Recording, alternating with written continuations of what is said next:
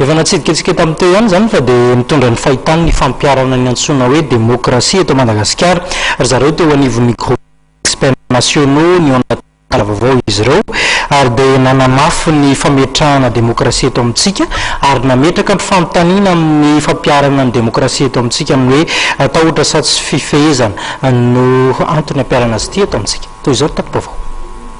tsy voahaja ary tsy tanteraka ny démocratie eto amintsika araka ny fijerin'ny GEN na ny groupement des experts nationaux tao anatin'ny fihaonana tamin'ny mpanao gazety mitondra ny lohahevitra hoe fametrahana ny démocratie eto Madagasikara tahotra satsy fifehezana manjaka hatrany ny fanaparam-pahefana ary mbola tsy mipetraka ihany koa ireo rafitra isian'ny fanjakana tsara tantana tsy tapoefenina fa zava-miseketriny dia misy ny fanaparam-pahefana tsy miteraka fampandrosoana ary mahazo vahana tsy maty manoto raha tsy andray ohatritsika afa-tsy ny fanondranana ndreo arim-pirenena zay misy eto amin'ny tandro fanjakana sy henontsika isanandro dia tsy fantatra hoe inona moa ny didiny voaka sy ny fisamborana sy ny toyan'ireny raha maloto mitranga eto amin'ny firenena ireny misy fandahina mipetraka hoe fa iza tokoa moa zany fa efampitsarana raha amin'izao fotoan'izao anokatra fanadihadina amoaka didy araka ny lalàna ary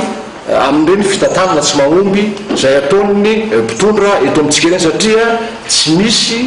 sakana afaka manaraka manatanteraka zay asa zay nefa zay dia voalaza ny lapanondrena no amin'ny andininy faraiky amin'ny telopolo amin'ny zato hoe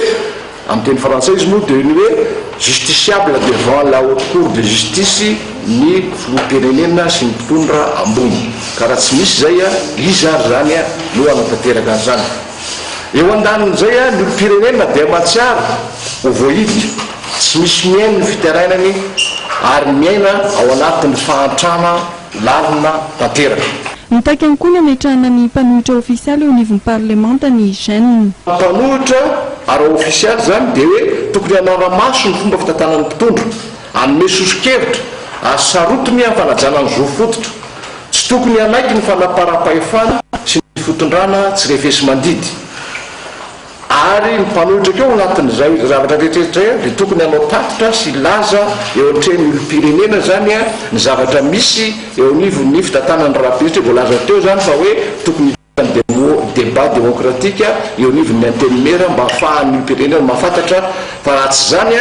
dia vokany lay olo-pirenena dia mahatsaro voailika tsy ao anatin'ny fitondram-tsy ao anatin'ny fitantanam-pirenena intsony dia toa amin'ny ravitanana izy zany ao anatin'izay